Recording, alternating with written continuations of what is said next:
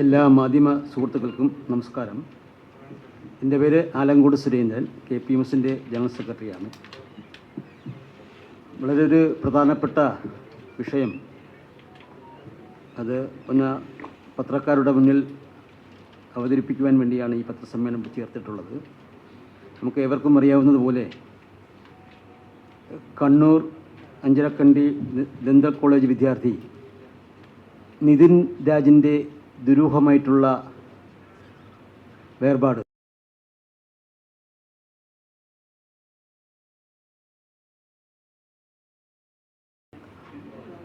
ആ കുട്ടി മരണപ്പെടുകയുണ്ടായി.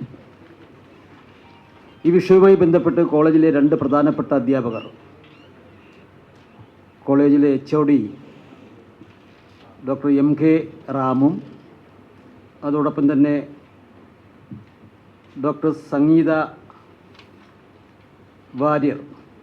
നമ്പ്യാർ, ഇവരെ രണ്ടുപേരെയും സസ്പെൻഡ് ചെയ്യപ്പെട്ടിട്ടുണ്ട്.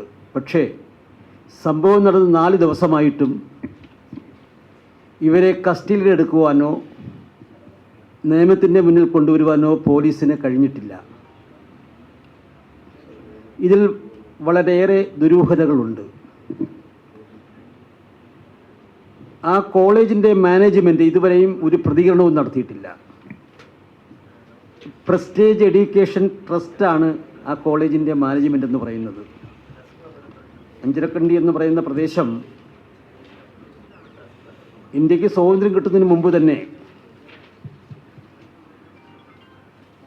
കറുവപ്പട്ട തോട്ടമായിരുന്നു.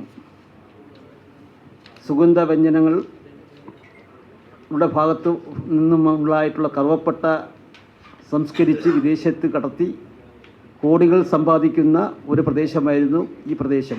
പിന്നീട് അത് ഒരു സ്വകാര്യ കമ്പനി ഏറ്റെടുക്കുകയും ആ നിലം നികത്തി ഏകദേശം 218 ഏക്കറോളം വരുന്ന ഭൂമിയിലാണ് ഈ college, medical college, engineering college, dental college, paramedical സെൻ്ററുകൾ,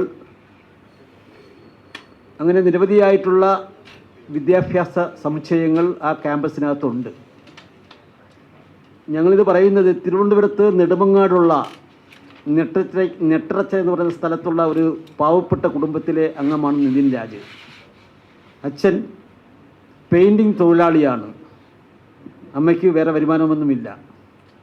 വളരെ താഴെത്തട്ടിൽ പട്ടിക വിഭാഗത്തിൽപ്പെടുന്ന പുലയ സമുദായ അംഗമായ നിതിൻ രാജിൻ്റെ മരണത്തോടുകൂടി ആ കുടുംബം അനാഥമായിരിക്കുകയാണ്. 2 സഹോദരിമാർ അവർക്കുണ്ട്. അദ്ദേഹത്തിൻ്റെ ഒറ്റ പ്രതീക്ഷയിലാണ് ആ കുടുംബം മുന്നോട്ട് പോയിക്കൊണ്ടിരുന്നത്. താങ്കളുടെ മകൻ പഠിച്ചു ഒരു ഡോക്ടറായി തങ്ങളുടെ കുടുംബത്തെ സംരക്ഷിക്കുമെന്ന് പ്രതീക്ഷിച്ച കുടുംബത്തെ അനാഥമാക്കിയത് ഇന്നും കേരളത്തിൽ നിലനിൽക്കുന്ന ജാതിയുടെയും നിറത്തിൻ്റെയും മതത്തിൻ്റെയും പേരിലുള്ള വിവേചനമാണ്. ഇത് കഴിഞ്ഞ 2 ദിവസം മുമ്പ് മാത്രം നടന്ന സംഭവമല്ല. കഴിഞ്ഞ 10 വർഷമായി 12ഓളം കുട്ടികളാണ് കേരളത്തിലെ വിവിധ ക്യാമ്പസുകളിൽ ഇങ്ങനെ കൊല ചെയ്യപ്പെട്ടിട്ടുള്ളത്. ഒന്നുകിൽ കോളേജ് അധികാരികളുടെ ഭാഗത്തു നിന്നുള്ള പീഡനം, മറ്റല്ലെങ്കിൽ സവർണ സമുദായത്തിൽപ്പെട്ട വിദ്യാർത്ഥികളുടെ പീഡനം, റാഗിംഗ് പോലെയുള്ള പീഡനങ്ങൾ. അങ്ങനെ വ്യത്യസ്തമായ സാഹചര്യങ്ങളിലൂടെ പട്ടിക വിഭാഗ കുട്ടികൾ കൊല ചെയ്യപ്പെടുന്നു. ഇത് നടന്നത് കണ്ണൂർ ജില്ലയിലാണ്. കണ്ണൂർ ജില്ലയിലെ ധർമ്മടം നിയോജക മണ്ഡലത്തിലാണ്. നമ്മുടെ കേരളത്തിൻ്റെ മുഖ്യമന്ത്രി ശ്രീ പിണറായി വിജയൻ്റെ നിയോജക മണ്ഡലത്തിലാണ് ഇത് സംഭവിച്ചിട്ടുള്ളത്. പക്ഷേ അദ്ദേഹം ഇതുവരെയും ഒരു അക്ഷരം മിണ്ടിയിട്ടില്ല. KPM സംശയിക്കുന്ന ഇക്കാര്യത്തിലും ഗവൺമെൻറ്റിൻ്റെ സപ്പോർട്ട് ആ കോളേജ് മാനേജ്മെൻറ്റിനും ഈ അധ്യാപകർക്കുമുണ്ടോ എന്നുള്ള സംശയം ഞങ്ങൾക്കുണ്ട്. അതുകൊണ്ടാണ് പ്രതികൾ ആ ജില്ലയിൽ തന്നെ ഉണ്ടായിട്ടും അവരെ അറസ്റ്റ് ചെയ്യുവാനോ നിയമ നടപടി സ്വീകരിക്കുവാനോ പോലീസിൻ്റെ ഭാഗത്തുനിന്ന് അന്വേഷണം നടക്കുന്നുണ്ട്. 7 പേരടങ്ങുന്ന ഒരു അന്വേഷണ ടീമിനെ പ്രഖ്യാപിച്ചെന്ന് പറയുന്നു. നേരെ മറിച്ച് പട്ടികജാതിക്കാരുടെ പേരിൽ ആരുടെയെങ്കിലും പേരിൽ ഒരു ചെറിയൊരു പെറ്റി കേസ് ഉണ്ടായാൽ പോലും അവൻ്റെ വീടുകൾ കയറി ഇറങ്ങി അവൻ്റെ കുടുംബത്തെ തന്നെ പിടിച്ചു കൊണ്ടുപോകുന്ന പോലീസാണ് ഇത്രയും ക്രൂരമായ ഒരു സംഭവം നടന്നിട്ട് പ്രതികളെ സംരക്ഷിക്കുന്ന രീതിയിലേക്ക് പോകുന്നത്. ഇന്നലെ ഞങ്ങൾ വൈകുന്നേരം സെക്രട്ടേറിയറ്റിന് മുന്നിലേക്കൊരു മാർച്ച് നടത്തുകയുണ്ട് ഈ വിഷയവുമായി ബന്ധപ്പെട്ട്. ഞങ്ങൾ കൂടിയാലോചനകൾ നടത്തി തന്നെ ഈ പ്രതികളെ പിടിക്കുന്നത് വരെ ശക്തമായ സമരപരിപാടികൾക്ക് രൂപം കൊടുക്കുവാൻ KPMS തീരുമാനിച്ചിട്ടുണ്ട്. ഇന്ന് സോഷ്യൽ മീഡിയയിലൂടെ ഇക്കാര്യങ്ങളൊക്കെ ഇത്തിരി വരുന്നുണ്ട് എങ്കിൽ തന്നെയും ഞങ്ങൾക്ക് പറയാനുള്ളത് ഈ പ്രതികളായിട്ടുള്ള 2 പേർ മാത്രമല്ല, ആ കോളേജിൻ്റെ പ്രിൻസിപ്പൽ വിനോദ് മോനി എന്ന് പറയുന്ന പ്രിൻസിപ്പൽ കോളേജിലുണ്ട്.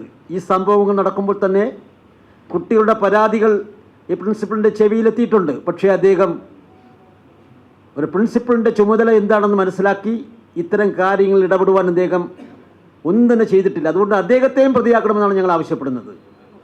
റാമിനെ മാത്രമല്ല, അവിടുത്തെ കോളേജിലെ പ്രിൻസിപ്പൽ വിനോദ് മോനി എന്ന് പറയുന്ന പ്രിൻസിപ്പളെയും പ്രതിയാക്കണമെന്നുള്ളതാണ് KPMS ആവശ്യപ്പെടുന്നത്. അതോടൊപ്പം തന്നെ അവിടുത്തെ അധ്യാപകരുടെ റൂമിൽ ഈ കുട്ടികളെ വിളിച്ച് വരുത്തി കൂട്ടായിട്ടാണ് ഹരാസ് ചെയ്യുന്നത്.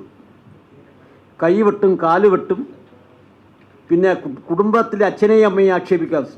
ഈ നിതിൻ്റെ മാതാവിനൊരു സർജറി ഉണ്ടായിരുന്നു. ആ സർജറിയുടെ കാര്യം പറഞ്ഞപ്പോൾ പറഞ്ഞത് അതിനും ആക്ഷേപമാണ്. അച്ഛനെയും അമ്മയെയും കുടുംബാംഗങ്ങളെയും നിറത്തെയും വർണ്ണത്തെയും ഒക്കെ തന്നെ അധിക്ഷേപിച്ചുകൊണ്ടുള്ള ഇത്തരം ഹരാസ്മെൻറ്റുകളാണ് ഇന്ന് കേരളത്തിലെ ക്യാമ്പസുകളിൽ നടക്കുന്നത്. ഇതിനൊരു അറുതി വന്നേ പറ്റുകയുള്ളൂ. തീർച്ചയായിട്ടും ഇന്നലകളിൽ ഇത്തിരി സംഭവങ്ങൾ നടന്നിട്ടുണ്ട്. ഏറ്റവും അവസാനം നമുക്കറിയാം സിദ്ധാർത്ഥിൻ്റെ കൊലപാതകം. അതും നെടുമങ്ങാടുള്ള ചെറുപ്പക്കാരനായിരുന്നു, കുട്ടിയായിരുന്നു. നെടുമങ്ങാടുള്ള തന്നെ ഇത് 2ാമത്തെ സംഭവമാണ്, കുട്ടികൾക്കുണ്ടാകുന്ന സംഭവമാണ്. ഞാൻ സൂചിപ്പിക്കുന്നത് ഇതിനൊരു അറുതി വരുത്തുവാൻ സർക്കാർ തയ്യാറായില്ലെങ്കിൽ തീർച്ചയായും ഞങ്ങൾ ആ കോളേജിലേക്ക് പോകേണ്ടി വരും. KPMSൻ്റെ നേതൃത്വം താമസിക്കാതെ ഈ കോളേജ് ക്യാമ്പസിലേക്ക് പോവുകയും കോളേജുമായി ബന്ധപ്പെട്ട അതിൻ്റെ പ്രവർത്തനങ്ങളെ തടസ്സപ്പെടുത്തുന്ന രീതിയിലുള്ള കാര്യങ്ങളിലേക്ക് ഇടപെടുകയും ചെയ്യുമെന്നുള്ളതാണ് എനിക്ക് ഈ അവസരത്തിൽ സൂചിപ്പിക്കാനുള്ളത്. മറ്റു കാര്യങ്ങൾ കിടക്കുന്നില്ല. വാർത്താ മാധ്യമങ്ങൾ തീർച്ചയായിട്ടും സോഷ്യൽ മീഡിയയിലൂടെയൊക്കെ ഇത് വാർത്ത ഇങ്ങനെ വന്നുകൊണ്ടിരിക്കുന്നുവെങ്കിൽ തന്നെയും കോളേജ് ക്യാമ്പസിൽ നടക്കുന്ന ചില സമരങ്ങൾ മാത്രമേ സൂചിപ്പിക്കുന്നു. കേരളത്തിൽ നിന്ന് അങ്ങോളം ഇങ്ങോളം ഈ വിഷയവുമായി ബന്ധപ്പെട്ട് വിവിധ പട്ടികജാതി സംഘടനകൾ നിരവധിയായ സമരങ്ങൾ നടത്തിയിട്ടുണ്ട്. പക്ഷേ അതൊന്നും പത്രങ്ങളിലൊന്നും സാധാരണ കാണാറില്ല. തീർച്ചയായിട്ടും ഞങ്ങളുടെ ഈ വിഷയവുമായി ബന്ധപ്പെട്ടും വാർത്തകൾ വരേണ്ടത് അനിവാര്യമാണ്. ഞങ്ങളെ സഹായിക്കണം. ഈ വിഷയവുമായി ബന്ധപ്പെട്ട് പത്രമാധ്യമങ്ങളിലും അതുപോലെ വിഷ്വൽ മീഡിയയിലും ഒക്കെ തന്നെ വാർത്തകൾ വരുവാൻ നിങ്ങളുടേതായ സഹായവും സഹകരണം ഉണ്ടാകുമെന്ന് മാത്രം ഞാൻ ഈ അവസരത്തിൽ അഭ്യർത്ഥിക്കുന്നു. എന്നോടൊപ്പം ഈ പത്രസമ്മേളനത്തിൽ പങ്കെടുക്കുന്നത് KPMSൻ്റെ തിരുവനന്തപുരം ജില്ലയിലെ നേതാക്കന്മാരായിട്ടുള്ള ജില്ലാ പ്രസിഡന്റ് ശ്രീ കാർഷികക്കുള രാജൻ, ജില്ലാ സെക്രട്ടറി ശ്രീ കോടോള് സജയൻ, ജില്ലാ കമ്മിറ്റി അംഗം വട്ടക്കരിക്കം പ്രഹ്ലാദൻ ഉൾപ്പെടെയുള്ള നേതാക്കളാണ് ഇതിനകത്ത് പങ്കെടുക്കുന്നത്. ഞങ്ങൾ ഇന്നലെ ആ ചെറുപ്പക്കാരൻ്റെ വീട് സന്ദർശിച്ചിരുന്നു. അമ്മയെയും അച്ഛനെയും കണ്ടിരുന്നു. ഞങ്ങൾക്കും ഈ വിഷയത്തിലുമായി ബന്ധപ്പെട്ട് പറയാനുള്ളത് വളരെ നിർധന കുടുംബമാണ്. ആ കുടുംബത്തിൻ്റെ ഏക അത്താണിയാണ് നിതിൻ രാജ്. അതുകൊണ്ട് ആ കുടുംബത്തിന് മതിയായ നഷ്ടപരിഹാരം 1 കോടി രൂപ സർക്കാർ ആ കുടുംബത്തിന് ധനസഹായമായി നൽകി ആ കുടുംബത്തെ സംരക്ഷിക്കണമെന്നുകൂടി ഈ അവസരത്തിൽ ആവശ്യപ്പെട്ടുകൊണ്ട് എല്ലാവർക്കും നന്ദി അറിയിക്കുന്നു. ശരി.